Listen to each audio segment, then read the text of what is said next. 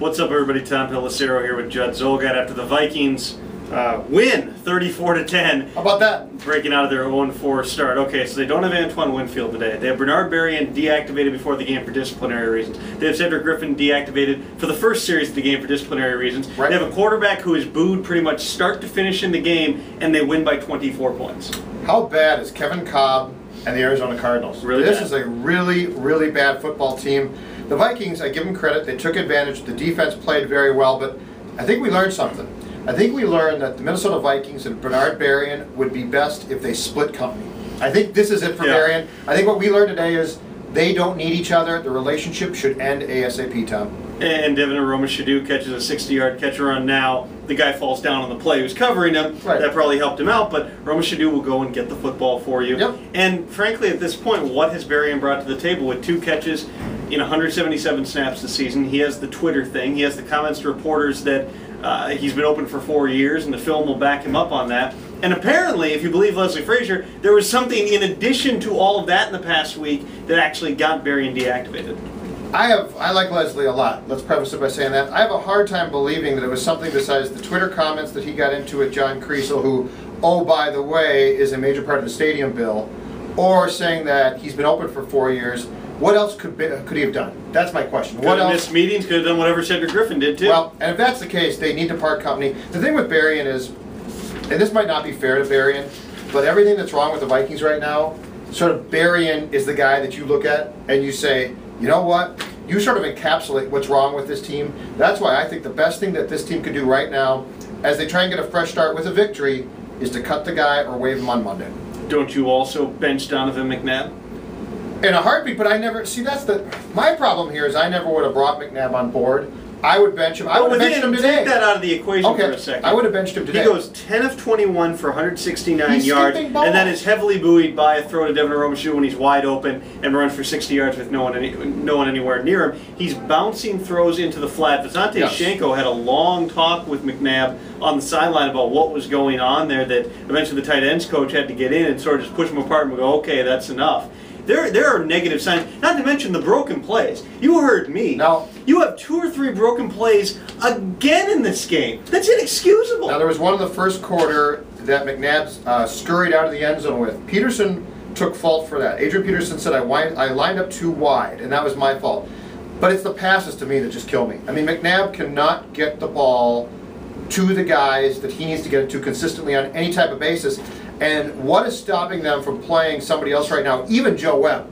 If you don't think Christian Ponder can play Joe Webb. McNabb, as far as I can tell, is finished. And the other thing, Tom, and you've seen this, is when we ask him about it, or when he talks about it, he's either delusional or unwilling to face the truth. And I think it's the latter. I think that he has some understanding of how things are going for him. I don't know how he wouldn't. And you can say, okay, they were up 28-0 in the first quarter. How can you rip the quarterback? Their drives were 3 plays for 4 yards, 4 plays for 18 yards, 1 play for 24 yards, 5 plays for 25 yards. Right. And basically, did McNabb even have a completion in that sequence? Go ahead and talk while I look that up. All right. Let's focus on the positive for 1 second. He didn't on the here, first, though. didn't on the second, didn't on the third. Well, he completed 1 pass to Shenko on the 4th drive and then scrambled for a touchdown when the Red Sea parted in front of him. So the positive from that first half today, and really the whole game, is the defense. They had, what, 3 turnovers coming into this game. They had 4 today. They had 3 picks. Jamarcus Sanford has 2. Asher Allen, who only played because Antoine Winfield was out, has 1. Brian Robinson has a strip sack. Their defensive ends are playing better than any combination in the league. I don't think there's any question about that. 8.5 sacks for Jared Allen right now. But what the defense did was they gave the offense short fields in that first quarter. And the offense, finally, Bill Musgrave said, we'll just give the ball to Peterson. Yeah. Because the offense just rotated in that first quarter around Adrian Peterson, and that's what this team has to do. Now, can they force that many turnovers on a consistent basis? I have no idea. But I did get the feeling that 2 parties today essentially said, if this losing streak is going to end, it's going to be on us. And that was the defense, which said, we got to force turnovers, and they did. And Adrian Peterson, who said, this offense I play for is not very good, so I'm going to take it upon myself to lead them, because he ran today like he was going to kill somebody. Yeah, he did. I mean, when he ran over Patrick Peterson about the 7-yard line and mowed him all the way into the end zone, Peterson is so good. And his offensive line is so mediocre right now. He makes so many things happen. Now, he got some great blocks, but they were more so from Jim Kleinsasser. Percy Harvin on 2 of the touchdown runs had awesome blocks on the outside. So you do see positives there. You see a defense that was a little more opportunistic, that's hard to say, today, although they did have one ball that bounced straight up in the air and then two guys ran over, camped underneath it like center fielders, and had it drop between them. There's still more plays out there, and the Arizona Cardinals are a bad team. Now, you're going to be facing a Chicago Bears team next week that could be 2-3. I think will be after playing Detroit tomorrow night. So potentially you could draw even with them in the division with a win. Not that that means much, but being 2-4 is a whole lot different than being 1-5. Is this not a time to start Christian Ponder? And here's why I say it. You're facing a Chicago team that plays as vanilla of a defense as anybody in the NFL. They sit in Tampa 2 all day. You know what you're getting from them. They do it well. They always kind of get by with that defense. They play the Vikings defense. What the defense the Vikings play when they have leads is what Chicago plays all the time. It's easy to pick apart. It's not that hard. So you could run bootlegs with them all day, have them throw underneath the coverage. But even if your answer isn't Ponder, the problem is McNabb shouldn't be starting at quarterback in the National Football League right now. There's no team that McNabb... And this was the game that sold me on that. Prior to this, I thought there was an argument for it. There's not. As much as I hate to say this, there's a guy sitting retired in Mississippi right now who is 10 times the quarterback. Stop it. He is. Stop it. I don't bring him back. Okay. But I'm saying, forget everything else. Arm strength alone. McNabb has nothing. McNabb is the pitcher who becomes a junk baller to stick around in the major leagues. Unfortunately, in the NFL, you can't become a junk baller. No, and it's just remarkable the short passes that he continues to miss, but at the same time, Leslie Frazier, again, made abundantly clear. When he was asked in the post-game press conference, it actually was a moment of levity down there, but he was asked about the boos. Nope, didn't hear him.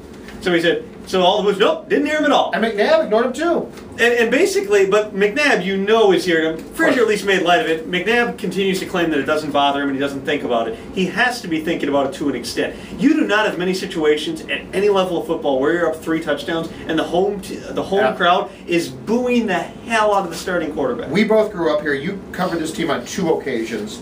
I've covered them since 2005. Have you ever felt as weird a vibe in the building when the Vikings have a big lead as you felt today? I felt 2 things. One was they get up huge in the first half and everyone's waiting for them to blow the lead. Yep. And the other is the quarterback is despised already. Yeah. Now McNabb played in Philadelphia, so perhaps he doesn't care. He's probably heard worse. He may be immune it's to been it worse. to an extent. But I've never sat in this stadium with the Vikings having such a good day and felt such a negative vibe from the crowd, ever. And now the question becomes, can they go to Chicago? They do have firepower. You can say that for them. And they have defensive ends who can change the game. They have Percy Harvin. They have Adrian Peterson. They have some people who can do some things to really change a game. I still am reluctant to believe that they'll win, but if there's a team you're going to beat, the one that plays as vanilla of a defense as anybody in the NFL and has no offensive line to hold up their quarterback, that would be the one. Now the question becomes, is Antoine Winfield healthy with the neck? Is he out there? Because Jay Cutler, even under duress, he can sling it. He might throw 6 interceptions, but he might throw it all over the yard too. Yeah, Asher Allen, I give him credit, played better today than I've seen him play in a long time. He had the pick, and you know what he played with? He played with confidence. You know, so often he doesn't play with confidence. Part of it, though, is Asher Allen played inside today. Last year, where he got exposed was you put him on the perimeter, and he's not an outside corner. But as a scrappy nickel type, he can do some positive things. He has some sort of instincts. He still doesn't tackle. But that brings up a very good point. Left corner today was Chris Cook. Chris Cook's a second-year guy. Chris Cook has to mature as a player, and I think he has. He played really well. And he's going to have to start for this team. And Chris Cook acknowledged in the locker room after the game, this is a transition that's going to take place. It's only a matter of time. He knows that Winfield is either going to move inside full-time or retire. So Cook played very well. And actually, Chris Cook, it's not going to take a lot for Chris Cook to become the best cornerback on this team, because Cedric Griffin's clearly not the player he was before he tore up the knee twice. And I don't know what's up with Cedric, but as you said, he didn't start today. He was benched. I asked him, a few people asked him what happened, and he just kept saying, I'm fine.